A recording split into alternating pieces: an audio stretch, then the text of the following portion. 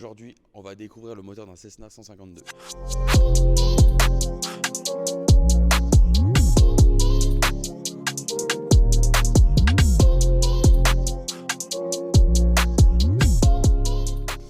On a la chance d'avoir un moteur ouvert d'un Cessna 152 et on peut tout de suite voir nos cylindres. On a 4 cylindres, c'est un moteur à cylindre opposé, à plat. Donc comment ça fonctionne? Dans chaque cylindre, on va retrouver un piston à l'intérieur. Son seul rôle, ça va être de monter et de descendre. Comment le piston va monter et descendre? Grâce à une combustion qui va se faire dans le moteur avec un mélange air-essence. En réalité, ça marche comment? On a des réservoirs carburant dans les ailes, un à gauche, un à droite, avec 2 sorties par réservoir, une à l'avant, une à l'arrière. Ça descend le long ici des montures de porte, ça passe en dessous, et là on va les se mettre en dessous. L'essence arrive ici. Ici on a le point le plus bas du circuit à carburant, c'est là où l'eau ira se mettre s'il y a de l'eau, et donc on a un drain qu'on va pouvoir tirer par la trappe à huile, je vous montrerai juste après. L'essence passe ensuite ici et arrive dans ce gros boîtier, et ce gros boîtier ici, c'est ce qu'on appelle un carburateur. Le carburateur, son rôle, ça va être de mélanger de l'air et de l'essence. L'air arrive par ici, donc on a l'entrée d'air du moteur. Il faut imaginer qu'il y a le capot du moteur normalement et qu'on a une entrée d'air ici à l'avant. C'est une entrée d'air qui est filtrée, l'air rentre à l'intérieur et est mélangé dans notre carburateur et l'essence, et l'air ensuite monte par effet Venturi vers le moteur. On va voir juste après comment. Dans le carburateur, on a un papillon qui est géré par la manette des gaz, le throttle. Si j'applique pleine puissance, le papillon s'ouvre complètement et il va laisser passer toute l'air et l'essence. Donc le mélange qui s'est fait, c'est une vaporisation qui se fait avec l'essence. Donc il faut qu'on arrive à avoir un bon ratio air-essence. Pour ça, on a une manette de mélange dans le cockpit qui permet tout simplement de gérer le débit d'essence qu'on veut avoir. C'est-à-dire que quand l'avion vole à haute altitude, il y a moins d'air. Donc on est obligé de réduire le débit d'essence pour pouvoir faire un mélange correct, un bon ratio, et que le moteur donne le meilleur de ses performances. L'essence monte ici et passe ensuite par l'admission. Donc c'est ces beaux tuyaux ici là, qui arrivent dans chaque cylindre. On en a 4 tuyaux d'admission avec la soupape d'admission qui va s'ouvrir quand le cylindre est au plus haut et qui se met à descendre. Et en descendant, le piston va tout simplement aspirer notre mélange air-essence et remplir le cylindre d'air-essence. À ce moment-là, la soupape d'admission va complètement se fermer.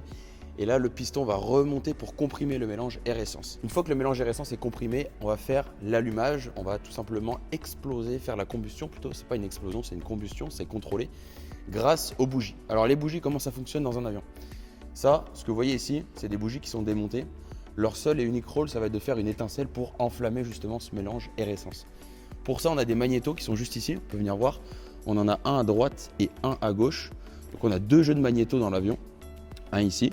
Et vous voyez les fils rouges qui partent, c'est les fils qui vont ici se mettre au bout des bougies.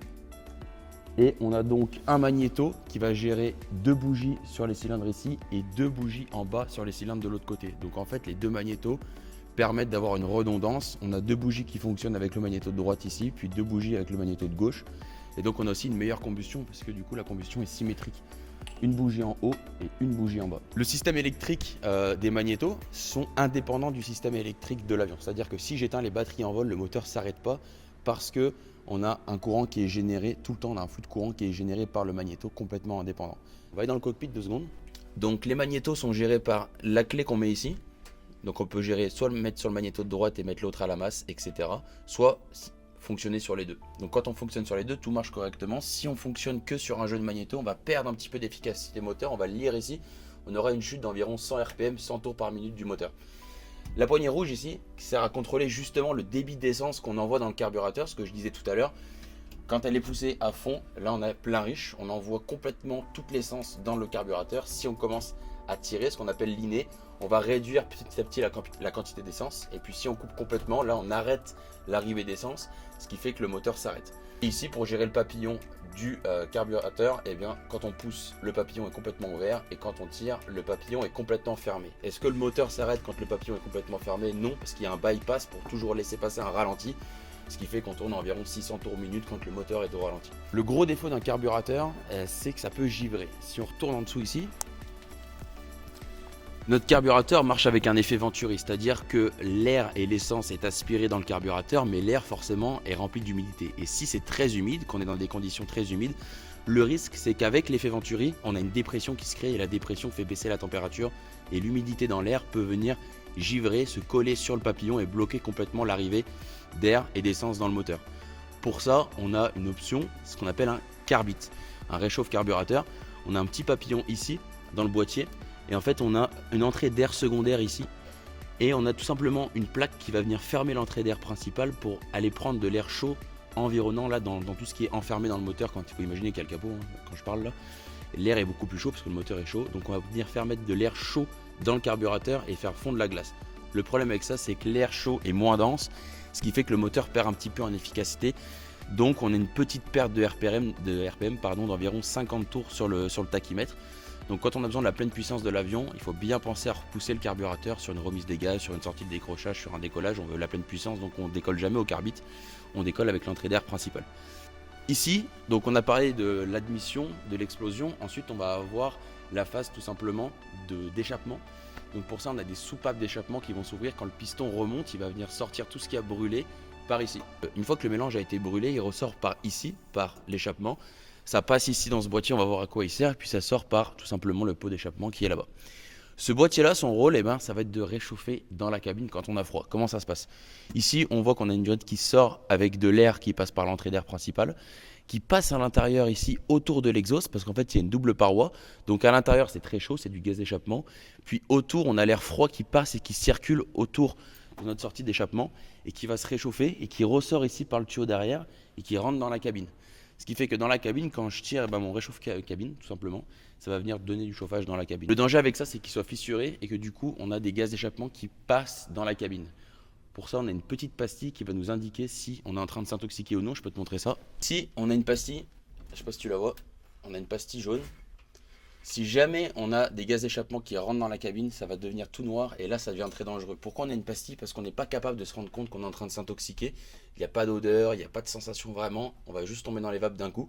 Ce qui fait que cette pastille là va nous donner l'indication que là il y a un problème. On va tout de suite ventiler la cabine et se poser dès qu'on peut. Ensuite, si vous vous demandez à quoi elle sert cette courroie, on a une courroie ici, ce qu'on appelle la courroie d'alternateur. Quand l'hélice tourne, la courroie fait tourner le boîtier qui est ici. Et ce boîtier-là, c'est l'alternateur. Son rôle à l'alternateur, ça va être de recharger la demande électrique qu'on demande à l'avion.